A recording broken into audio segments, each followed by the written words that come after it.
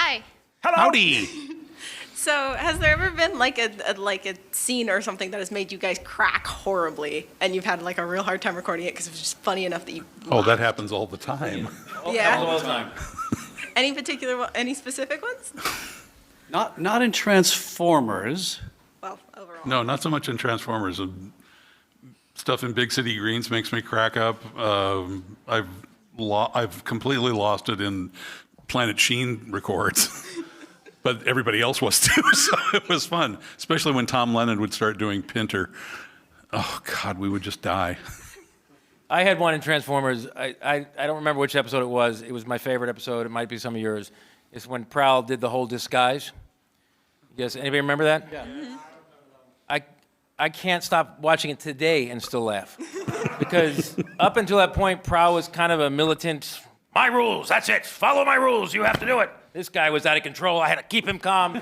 And in that show, I turned into this pansy who was like, it was very vulnerable. And, instead of being tough, I was kind of embarrassed. And, it's very funny. And while we were recording it, me and the director were laughing. And every time I watch it to this day, I still crack up. It's such a funny thing. If you haven't seen it, in the episode, I think it was called Prowl Disguise or something like that.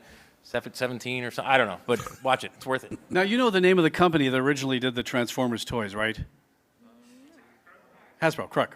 So we would try and slide the name of the company in our dialogue.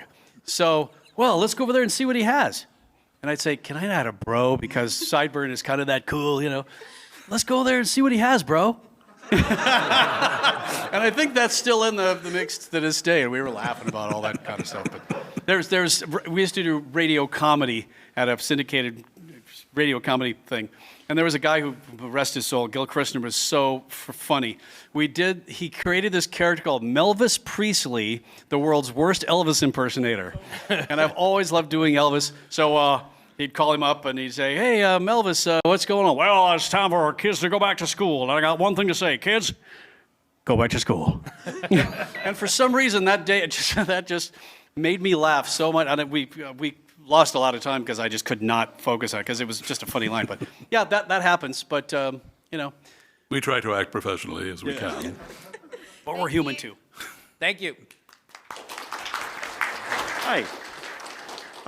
So, were there any outtakes that you remember, you may remember from working on RID, and you're like, I wonder if the ADR director's going to hate me for this, and it's like, hey, can we put this in the script? No. Oh, okay. So. Well, there were some times that we improvised that they didn't record. Oh yeah. And had the director falling off his chair, but it was horribly crude. And those takes were promptly erased. Yes. Because God forbid some engineer just not paying attention and throws that take in accidentally. That's why we had.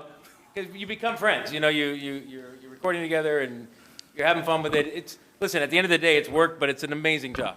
And so you get to show up, be somebody you're not, get paid for it. How can you go wrong? Yeah. And so you develop these, and there's a bunch of creative, wonderful, talented people. You're going to have stuff that you bounce off each other that should never make the real edits. But I can't think of anything specific, and I probably shouldn't anyway. But yeah, there's definitely some times where we said things that were very inappropriate. Especially if you make a mistake. Oh, yeah. And you're like, you're 13 takes into it, and you just can't get your tongue wrapped around some of this stuff. And by then, you're like just cursing up. Everything's coming out, yeah. Yeah. Ernie Anderson was famous for that. There's outtakes of that are on CDs. You can find it on the interweb somewhere. I'm sure it's out there. But he was notorious for doing a take, and all of a sudden the end of it would turn into a stream of foul language and blue smoke. Ernie Anderson, known today as Paul Thomas Anderson's dad. Yeah, well. Yeah. Paul Thomas Anderson, the director, film director. Or, Thank you. Thank you.